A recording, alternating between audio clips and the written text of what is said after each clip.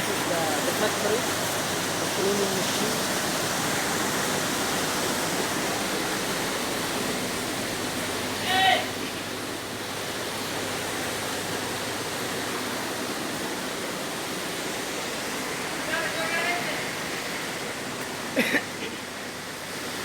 This is the finished product.